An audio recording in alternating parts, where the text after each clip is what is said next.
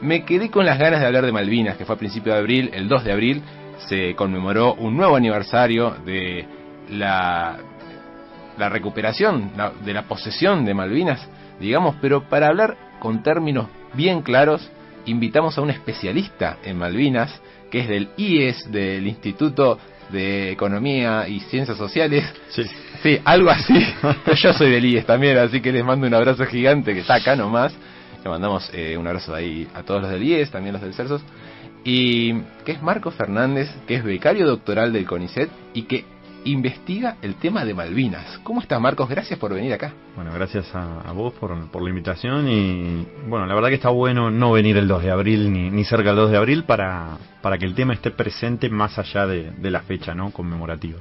Claro. Así que gracias por la oportunidad de venir. Un tema tan argentino y cómo con el tiempo hubo tantas corrientes. Yo quería hablar de cómo es el tema de Malvinas hoy en día, más allá de lo histórico. Yo también soy abogado como vos, hicimos Derecho Internacional Público, donde es un temón para leer, para estudiar, donde se ven las posturas de Gran Bretaña, la postura de Argentina, cómo fue,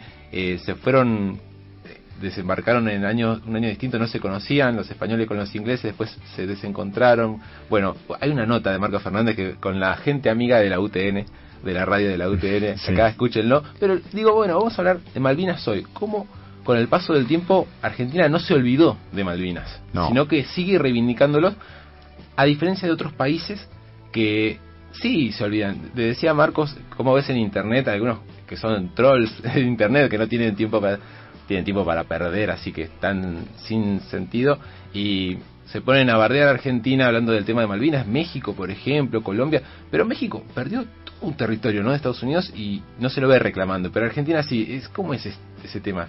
Sí, la realidad, el conflicto de Malvinas es claramente el más importante de todo el continente americano, te diría yo, porque involucra a una potencia atómica como es el Reino Unido, pero claro, no solamente el Reino Unido. Si hablamos de actualidad, tenemos que recordar que el Reino Unido forma parte de la OTAN, de la Organización del Tratado del Atlántico Norte. Para que la gente lo sepa, una alianza militar liderada por los Estados Unidos que está peleando hoy, por ejemplo, en Ucrania. Claro.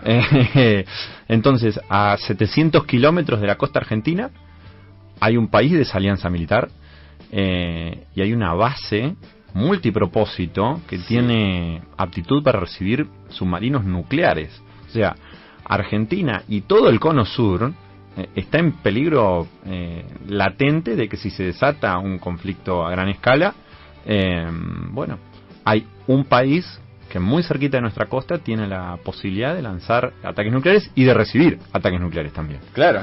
Entonces, yo creo que más allá de los trolls de internet, que lamentablemente son una moneda en el paisaje más digital ahora, fue un problema de los últimos años. Más o menos del 2015 para acá, la regionalización del reclamo de Malvinas se fue deshilachando, ¿no?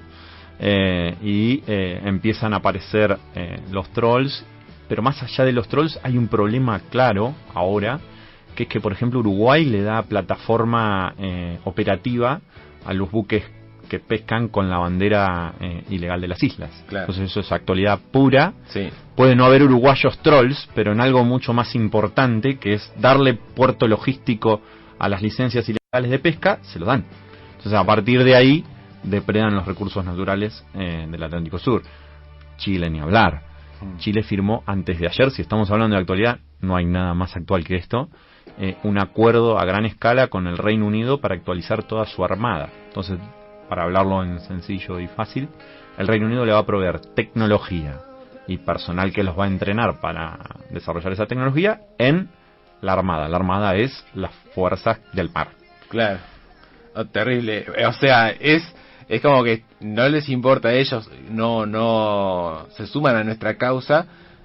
Y mencionás algo, mientras escuchamos Airbag, Otoño del 82, que es un tema muy lindo, que tiene un estilo Calamaro y dedicado a los veteranos de Malvinas, pero lo que decías vos es los recursos, ¿no?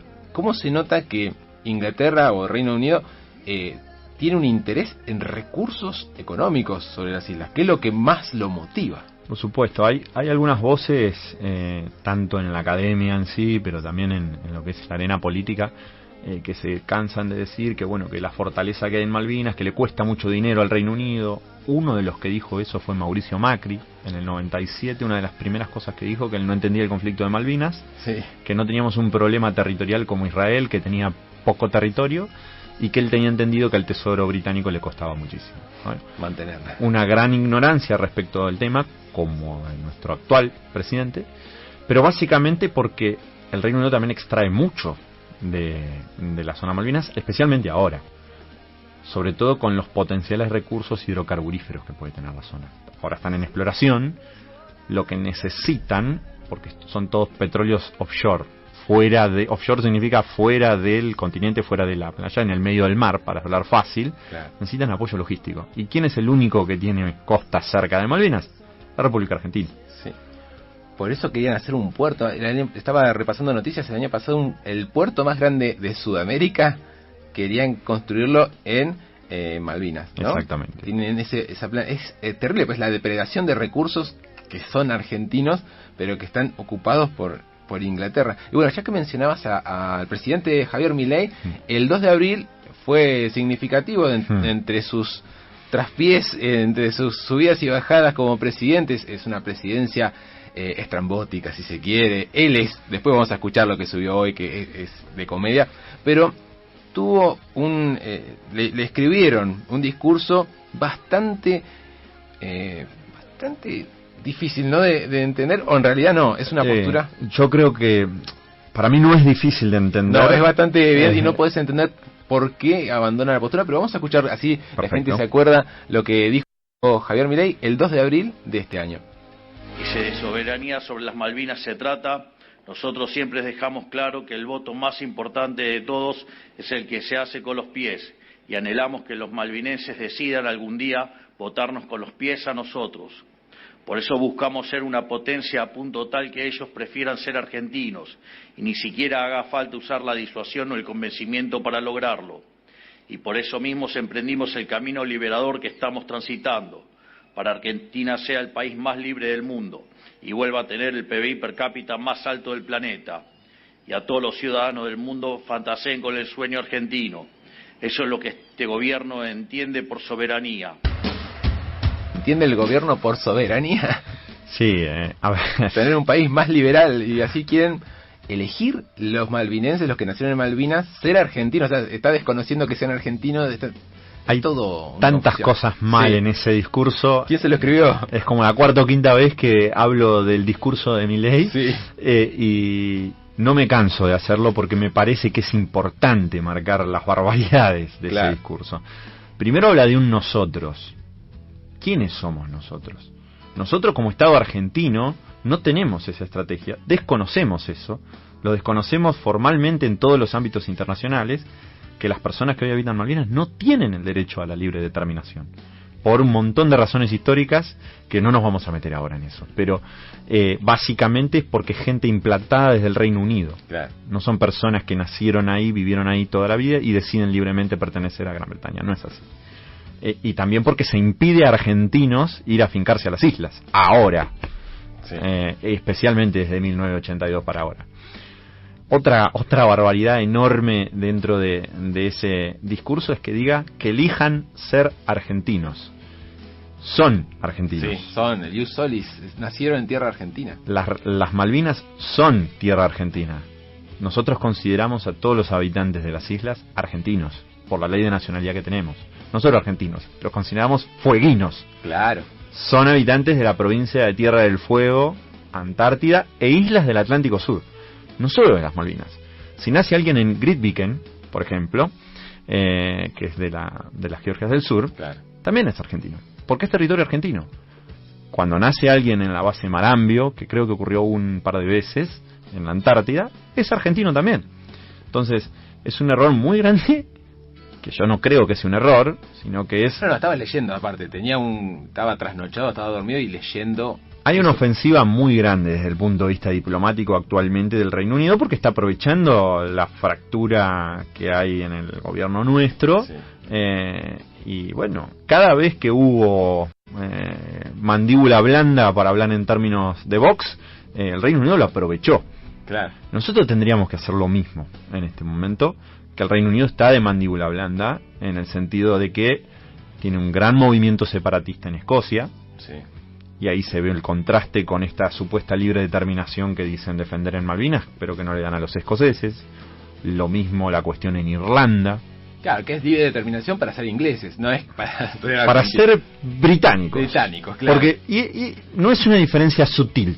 Sí. En el lenguaje coloquial se dice los ingleses, ¿no? Sí. Pero Inglaterra es uno de los países que integra el famoso Reino Unido de la Gran Bretaña e Irlanda del Norte. La Gran Bretaña incluye 3 países esencialmente: Inglaterra, Gales y Escocia. Sí. Inglaterra fue comiéndose, para hablando más bien pronto, a toda la libertad, la libre determinación de Gales, de escoceses y de irlandeses. Claro, yo siempre veo los pueblos galeses, de colonos galeses que vinieron acá, como Tolwyn, como Gaiman.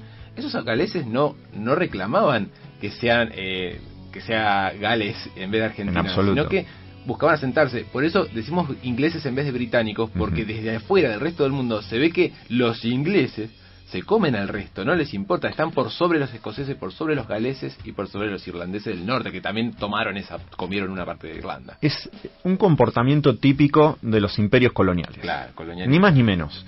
Hay otro conflicto muy parecido al de Malvinas, que no conoce casi nadie, que es el conflicto de las islas Dokdo, D-O-K-D-O, búsquenlo, Sí. o islas Takeshima, que es entre Japón y Corea del Sur, muy similar al de Malvinas. Japón, imperialista tradicional, corrió a los coreanos de esas islas, las ocuparon. Ahora los coreanos volvieron después de la Segunda Guerra Mundial. Japón dice que la libre determinación quiere ser japonesa y que pertenece a Japón.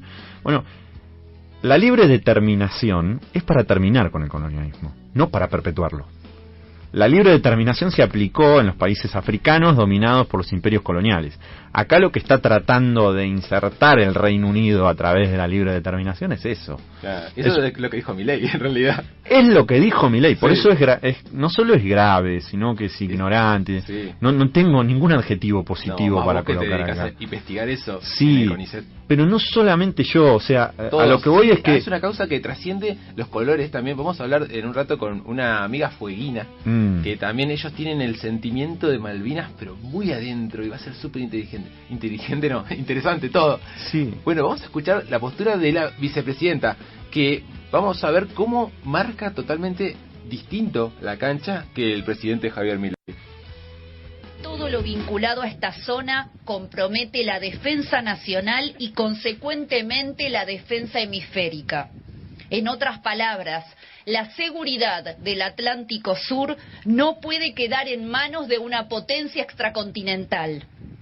El desafío que aquí se presenta exige acuerdos entre los países de nuestro continente, del Ártico al Antártico, para fijar las políticas de defensa hemisféricas. Al día siguiente recibimos en el Senado de la Nación a la general Richardson, donde abordamos temas estratégicos como energía, alimentos, desafíos continentales y política hemisférica. En Europa y en Asia hay guerras por energía y por alimentos. El Papa Francisco dijo que hay una guerra mundial en partes. América es un continente de paz. No queremos que traigan sus guerras a nuestra región. Bueno, estaba citando también el Papa Francisco, pero ¿cómo es distinto? Tal vez por la formación y por la historia de Vicky Villarroel, que tiene el padre es veterano de guerra de Malvinas, y ella es abogada, siempre defendió la causa, pero se nota una estrategia distinta, ¿no? Habla de los recursos, eso era una base de Estados Unidos que quiere poner en Antártida. Exacto. Sí, la verdad que yo con Victoria Villarroel tengo muchas diferencias, Sí. pero justamente lo que hay que analizar son los discursos. Y esto que está diciendo Villarroel sí va en línea de lo que significa la cuestión Malvinas. Lo único que yo disentiría de lo que acaba de decir es con la cuestión del Ártico al Antártico, porque sabemos que el gigante del norte, me refiero a los Estados Unidos, tiene su interés particular, que la generala Richardson, la jefa del Comando Sur, esté acá, no coinciden nunca con nuestros intereses. De hecho, una de mis grandes críticas, por ejemplo, es que sigamos siendo aliados extra OTAN, Si la OTAN nos está ocupando Claro, las islas. están del otro lado ellos. Ojo, tampoco soy necio y eso que dice Villarroel sí tiene un punto. No podemos prescindir de Estados Unidos, es el hegemón del hemisferio occidental y sin duda en América. Cualquier cosa que queramos tratar de avanzar en la cuestión Malvinas tenemos que conversar con los Estados Unidos, porque si no, no vamos a poder hacerlo. Pero una cosa es conversar y otra cosa es hacerlo partícipe de nuestra decisión. Claro. Y otra cosa interesante y muy importante que dice Villarroel es la regionalización de la disputa. Básicamente ahí está el foco de la mira. Lástima que es la vicepresidente y las relaciones exteriores las lleva adelante el presidente, sí. Y que se nota que nadie la escucha en materia de Malvinas, que es nuestra política exterior por excelencia. Sí. Es el conflicto territorial vigente. O sea, desde muchos puntos de vista lo que se acabó fueron las bombas, el conflicto armado, pero el conflicto sigue. Claro. Bueno, Marcos, si la gente quiere leer lo tuyo, te puede buscar en Google. Marcos Fernández, googleame. ¿Dónde te puede encontrar? Pueden encontrarme en la página del IES, sí, del Instituto de Investigaciones Económicas y Sociales del Sur, que es complicado el nombre, pero IIESS, en la página web de CONICET, y próximamente va a salir publicado un libro que escribí, cortito, que es para esto, para que sea accesible al público en general, con un coautor, Federico Arrué, bueno, que también es abogado, un saludo a Fede. Que se llama ¿Por qué son argentinas? Para entender en lenguaje sencillo, claro, la cuestión Malvinas. Buenísimo, vamos a hablar con ustedes cuando salga. Sí, gracias por venir. Y vamos a escuchar un tema de Ciro y los Persas. Hay muchos temas de rock nacional como Airbag, también de Ciro y los Persas, que se llama Héroes de Malvinas, y volvemos con más. Muchas gracias.